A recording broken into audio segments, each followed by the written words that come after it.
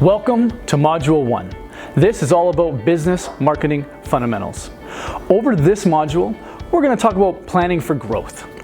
Actually understanding where you are today to know how to get to where you want to go in the future. We're going to look at developing a 3-year plan, a 1-year target, and then to kind of bring it back to quarterly objectives. To do all that, we need to talk marketing budgets and look at the different models that are out there. Which one's the best fit for you and your business? We have to talk about differentiating your business and taking you out of commoditization and into truly differentiating yourself so that you stand out amongst your competitors. And lastly, we're going to talk about internal versus external resources. When is it right to bring someone on and how to go about doing that? Hey everybody, and welcome to Module 1 for marketing your business in 2020 and beyond. To move forward, let's really just talk as a foundation. You need to plan for growth. And in order to plan for growth, a marketing plan is absolutely essential. Without a plan, you are left unaware of how best to proceed forward. Without knowing what your final destination is, it's impossible to start planning on how to get there. So I use the analogy of vacation. If you're going to go on a vacation, you need a roadmap on how to get there. And so I look at a marketing plan very similar to a vacation roadmap. So when we're talking about where we want to go, it's important to actually first look at where you are today. It's amazing how many business owners, and not just in eye care, but across the board, are unaware with their current financial numbers. And so what I want you to do is I want you to take a few minutes and pause this video. And if you can, actually go and fill out the questions that are on the workbook that you see here. Specifically, what we're looking for is how much revenue did you do in the last year? Was that more or less? Are you trending positive or negative? Of that revenue, how much came from new patients? So how many new patients did you see in the last 12 months? And of those new patients, how much did they spend when they come in and see you? And it's important to also know how much any patient comes and spends when they're with you. So knowing these numbers are really crucial to understanding and building a marketing plan moving forward. So I encourage you to pause the video, find these numbers, fill it out in the workbook that you've downloaded, and then proceed forward.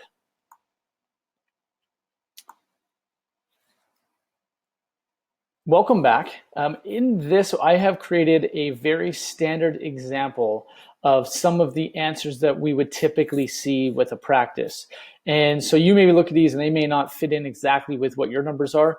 That's okay. I want to use these as references as we do some equations coming up in future slides. So at this practice, they're about $785,000 in the last 12 months. They've increased just over 5%. They've seen 230 new patients at an average patient revenue of $310. On any average or any patient they see, it's $285. And the last question here is how much did they spend in marketing over the last 12 months? And this practice would have been $17,550. So we're going to use these numbers moving forward. I think it's also important that we look at what does 3 years from today look like? And living 3 years in the future is really important to helping you plan what to do today and what to do in the next quarter. So I ask you, what does your business look like in 3 years? How many staff do you have? What's your revenue look like? What type of patients are you seeing? What type of optometry are you actually practicing? And so when you're looking at creating a 3-year picture and breaking it down from there, a 1-year target, and then eventually quarterly plans, these are the questions I want you to ask yourself. So use the workbook and actually fill out what is the date 3 years from today? What is your 12-month trailing revenue on that date? And then I want you to backdate that 2 years from today and 1 year from today, and really look and see what is your revenue increase looking like? What do you want it to be for the next 3 years? As an example, I filled these in with the practice that was doing $785,000. In 3 years, we're trying to grow, pretty substantially to $1.25 million. So this is what 3 years looks like. Now, when we're looking at actually building out a marketing plan, we do have to attribute for attrition. And so I have on here a 10% attrition rate. And so if you can say that about 10% of your revenue is going to walk out the door from just finding another provider, moving, passing away, there's a variety of reasons why somebody might leave your practice, then we have to plan that 10% of your patients and 10% of your revenue is not going to be coming back.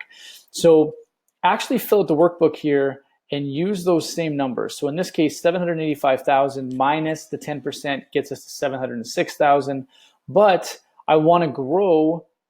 So how much new revenue do I have to add when I have actually attributed the 10% attrition rate? So in this example, I know that my attrition rate or my revenue, if nothing else changes and I lose my attrition, will be 706,000. But I actually want to grow by $193,500 is what I have to add. And so knowing what my average new patient's worth, I have to acquire 625 new patients over the first 12 months in order to hit my first year's revenue target. And once you break that down, it becomes a little bit clear to see, okay, I need a plan of how to actually go out and acquire 625 new patients. So again, pause the video, complete this for yourself in the workbook, and then please continue. And now that you're back, I want you to repeat the exercise for year 2 and year 3. I've done it here as the example. And so in the first year, we need 625 new patients, second year, 774, and eventually 938 new patients. And that's every year we actually have to go out and find these many new patients that are spending on average your new patient revenue. And so take a few minutes and actually create this for your business in the workbook, and it'll be really important for you to see exactly how many patients you have to acquire over the next 3 years. Once you've done that, please resume the video. Well, welcome back. What we're going to do is break down this number into a more digestible, bite-sized piece. And so if you look at how many new patients you need in a year, now let's divide that by 52 weeks. So that we understand how many new patients per week we need to add. And it becomes a lot more digestible. If you look at year 1 in this situation, I need 12 new patients. And if in that first year, if I can acquire 12 additional patients per week, that accounts for my attrition loss, and I will be able to hit my first year revenue target. And in year 2, we're going to build marketing strategies that increases that from 12 to 15 and eventually 15 to 18. So I want you to ask yourself here, knowing your business, do you think it's possible that you could be adding 12, 15, or 18 new patients per week? And if you did that, what would the revenue associated be? And how would your business grow if you did that? Now, in order to accomplish our plan, we really have to look at our marketing budget. And I want you to think about this question. Do you consider marketing to be an investment or an expense? Most people I know do put it as an expense. In their mind, they treat it as an expense. And the way that I define these is an expense is a cost in the business that is a mandatory cost in order to operate the business. Turning the lights on, having staff on a payroll, paying your taxes, those are expenses that are mandatory to operate a business. An investment is a cost in a business that should yield a positive return on investment. It should yield a positive return for the money that you put in, and there should be an expectation of money back. And so when you look at all the different areas in your business and the different costs, what are expenses and what are investments? And when you start treating certain costs as investments, it becomes very clear where you should be investing time to make sure that you are yielding a proper ROI. So what I have here is in the workbook, you're going to see a page and it asks you to brainstorm 5 items that are on your income statement right now that should be considered an investment rather than an expense. So take a few minutes, pause the video and write down 5 things right now that you currently consider an expense but should be considered an investment. Once you're done, resume, and I'm going to show you 5 that I came up with. All right, well, thank you. And coming back here, these are 5 that I've put on here. And number 1 is experienced and talented opticians, the ones that know how to make recommendations, do proper fittings, and increase the average patient value in your practice is absolutely an investment. If you have an average optician versus the best optician you've ever had, my guess is that the best optician you've ever had somehow generated more revenue for your business than somebody that would be considered more average. So investing in an experienced and talented optician should be an investment. Training, new product lines. When you carry products, you're hoping that the expectation is that you're going to make a return on that. So the products that you carry are an investment. New instruments in the business, equipment, and of course, strategic marketing, because the expectation is that you are actually growing your revenue. Now, I do want to call out that every industry is a little bit different. And if we were to look at like heating and cooling industry, for example, I know that they budget approximately 10 to 15% of their total revenue to customer acquisition. And the reason being is that a furnace repair company doesn't have a high traffic retail location, which you might. And their business model is unpredictable because it's very much weather based, where you can actually pre-schedule and there's a expectation that your patients are coming back. So when you think about what your marketing budget should be, I do want you to think about what is the right number for me. Am I paying high retail lease rates because I have amazing foot traffic, or am I kind of off the beaten path? And if I am further off of a high retail foot traffic location, then I probably do need to invest a little bit more in marketing so that more patients understand and realize who I am and will come and visit me. So as we dive further into budget modeling, I want to ask you a question and take a second to think about it. Right now, do you in your business have a marketing budget? Do you have a specific number that you use in order to invest in growth in your company? And I'm going to go through what I see all the time. So the number one I see is a percentage of previous year's revenue. I did, maybe I want to spend 3% of last year's revenue. Another one is consistent with last year. I'll continue the same budget I used last year to this year to next year. When you get a little bit more progressive, I see people and businesses using a percentage of future revenue. So I want to be $1 million a year practice. So I'm going to invest, 5% of $1 million. So that's what my income statement will look like. And eventually I'm going to get into the hybrid model, which is what I highly recommend for your practice. So if we look at a percentage of last year's revenue, very simple.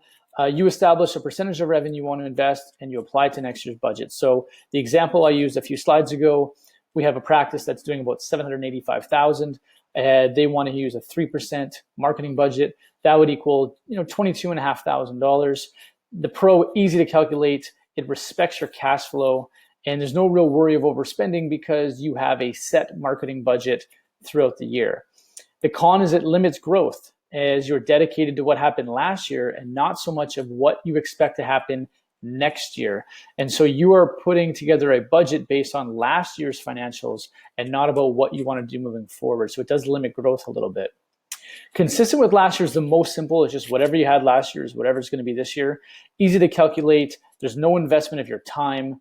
The con, though, is that it's not representative of your goal and your situation. If you want to grow your business, then really looking at if the budget's the right amount, it needs to be done on a regular basis to make sure that you're putting enough, gas in the vehicle to get you to where you want to go. If we're going to use the vacation analogy, the marketing program is sort of your vehicle, and you can build the greatest, funnest, cool car, but if you don't put enough gas in it, you're not going to get to your final destination. And so I feel that consistent with last year doesn't take into account what is happening in the market, what's happening with competitors, what's happening in your business. It just is the easiest one and say, I'm always doing what I've always done. So we look at percentage of future revenue. This is the most daring. This is where you dedicate a predetermined percentage of your future revenue. So I mentioned you want to be $1 million a year practice. Let's say you're willing to invest 10%. Well, that's a $100,000 budget. All right, $8,500 a month in marketing. This allows the resources for growth without a doubt. The con is that you might be overcommitting yourself to what you have available in terms of free cash flow. And as you grow, inevitably that requires additional expenses such as people, instruments, space. And so those costs do come up as you grow your business. And so it's important to be cognizant of your future costs when you are growing. So all in all, what I come down to is this model. It's a hybrid model. It's the most complex, but I believe results in the highest level of effectiveness, and it goes like this. I want to look at what last year's marketing budget was. Let's keep that the same. And let's assume that if I invest the same thing I did last year, I'm going to get the same results for this year. And then I want to add the desired growth. So maybe I want to grow 100,000 or 150,000 of top line revenue. For this one portion, I want to dedicate a higher percentage of marketing dollars to go out and earn that additional revenue. So looking at an example here, let's say it's a 785,000 revenue practice, and they did an investment of 30,000 in marketing. So they want to grow to 900,000 in revenue, which would be an additional 115,000. So last year they spent 30,000, and this year we want to grow 115,000 in revenue. So 10% of that additional 115 equals an additional 11,500 of marketing. So this is the same as I'm in my car. I now want to drive further. My vacation house is further than it was before. I have to put extra gas in the car to make sure I get there. So we know that $30,000 got me to where I was last year. I want to go further. I need to add a little bit more. So in this case, my budget for the year would be $41,500 required in order for me to grow from a $785,000 a year practice to $900,000. The benefit is that you can dedicate the higher marketing percentage to the growth, and it results in only incremental increase in cash flow expense rather than committing to a large monthly spend. This also allows you to have the necessary cash on hand to facilitate the growth because you're leaving capital in the business. The negative of this model is there's still some reliance on what happened last year needs to still work for last year. So if you are doing print advertising or some radio, or you're using online marketing, then by keeping what you did last year, you are relying that it does yield the same results. And generally we do see that year over year, but it's important that you realize that there is some reliance on last year's. So here's an exercise. Take a few moments, and I want you to plot out what your next fiscal marketing budget might look like. So fill out what your trailing 12-month revenue is. You've already done that. What you spent last year, so you have already done that as well. You've already filled out your desired revenue for the first year, and then I want you to calculate what your marketing investment could be moving forward for the next 12 months. When you created your annual marketing budget, you divide it by your 12 months, and that is how much your monthly marketing budget should be. So take a few minutes, fill out that in the workbook, and then resume when you're ready. All right, great. So now we're going to look at creating a memorable message. And every single business, they need to have a unique selling proposition. We call it a USP. It tells your unique story to your audience. And every business and every industry is fighting commoditization. And the best way to separate yourself from a commodity is establishing and defining your difference versus your competitors. So it could either be, as examples, it could be the quantity or quality of your frame lines, the uniqueness of the styles you offer, how your dispensary is laid out. All of that plays a part in how you differentiate your practice. So what I want you to do is take a second and really ask yourself, why would a patient drive past 3 other optometry practices right now to choose you? Why are they coming in? Why are they coming back? That is a huge question that you need to ask yourself. And so in the exercise book, I want you to actually write out the 3 reasons. So take a few minutes and think about, what is your business doing right now, or could it be doing, that's different than every other practice that's within a driving threshold? Like, your patients have choice. So think about all the people around you, and what are you doing differently right now, or what could you be doing differently? This is also a great exercise to involve your staff in. And so I highly recommend pausing the video, taking the time and writing these down. Well, now that you've done that, and you know your differentiators, or what they could be, now we actually have to craft this into a message that relays your value proposition to prospective patients. It should be short, informative, most of all memorable. So when a patient sees it, they know what your brand is all about. A tagline, slogan, even a campaign headline works. So here I have 3 examples. We have Walmart, Walt Disney World, and Nike, 3 of the most prominent brands in North America. And so, Walmart's save money, live better. By charging less on essential goods, consumers have more disposable income, which allows them to live a better life. Walt Disney World, where dreams come true, every single thing they do in the park is all about making a dream come true. And lastly is Nike at Just Do It. By wearing Nike products, you're given the tools, the strength, the empowerment necessary to accomplish your goals. We associate fitness goals, but their company is all about accomplishing your goals and being the best version of yourself that you can be. So now think about your company and what your 3, 4, 5 words could be that relays your value proposition effectively to your audience.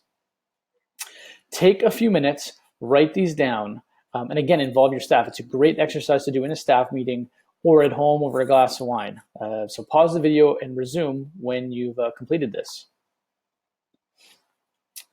So now that we have our USP and brand message determined, we also have to think about our secondary value props. So the elements of your business that aren't the focal point, but they're just as important. These are like the little extras, things that when someone comes in, they might write about in a review, an online review about your company. So I've seen, video game consoles, cappuccino while you shop. I've seen kids areas, even, personal text messages or phone calls, things that are in your DNA of the practice that says this is what our practice will be known for. So I want you again to take a few minutes, write out 3 secondary value propositions that your business is today or could be known for, that when a patient comes in for their experience, what are 3 things that you will be known for beyond just your overall brand message? Once you've done that, resume the video.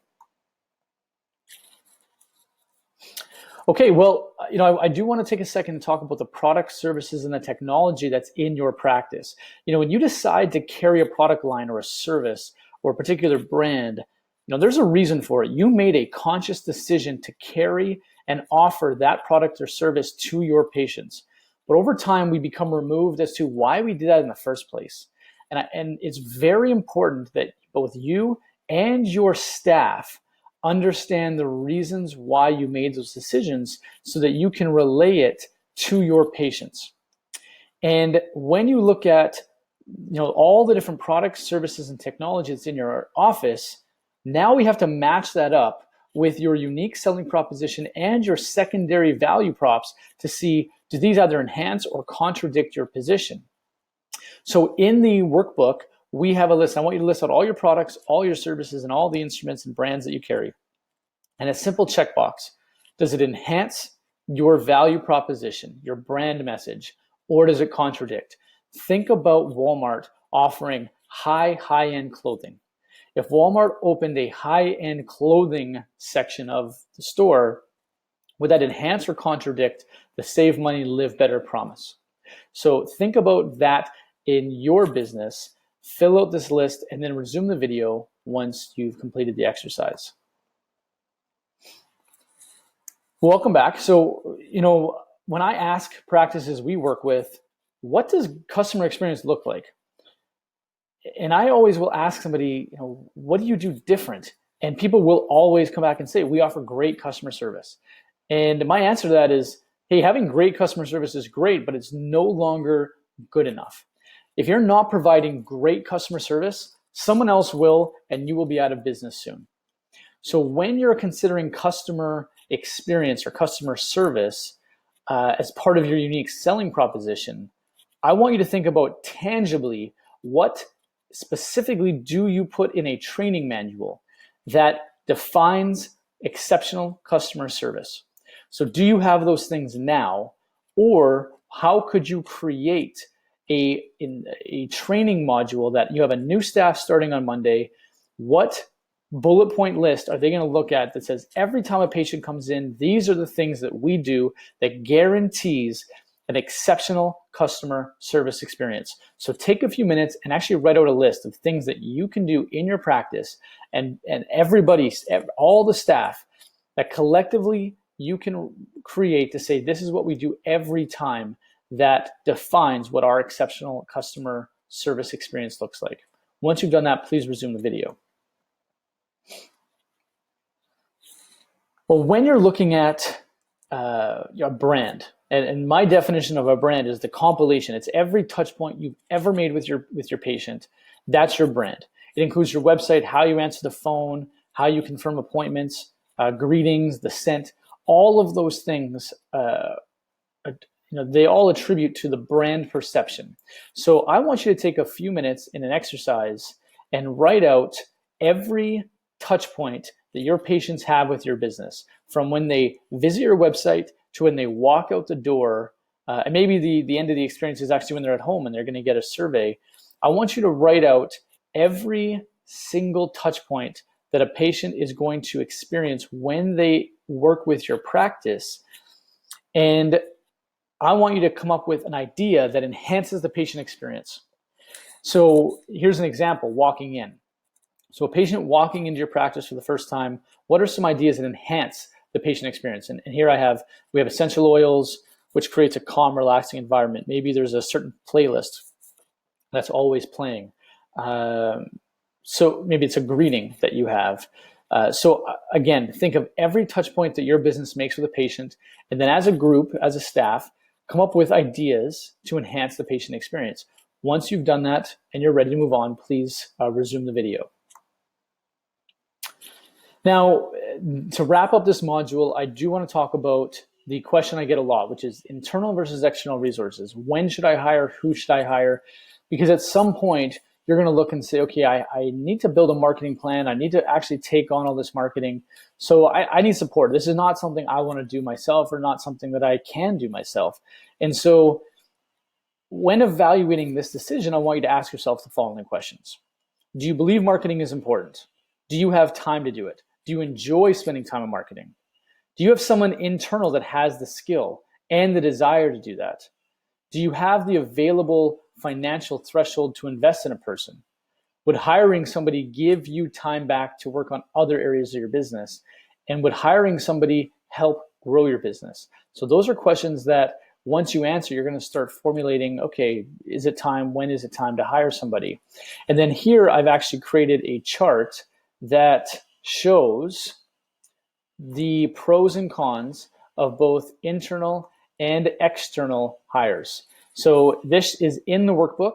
You can look through it, but you can see that you might already have this person on payroll, all the way down to continuity, and if people move on, where's the risk and the liability lie. So take a look at this chart, and that will absolutely help you decide when you should hire and who you should hire. So thank you for spending Module 1 with me. We are now going to move on to Module 2. I'll see you there.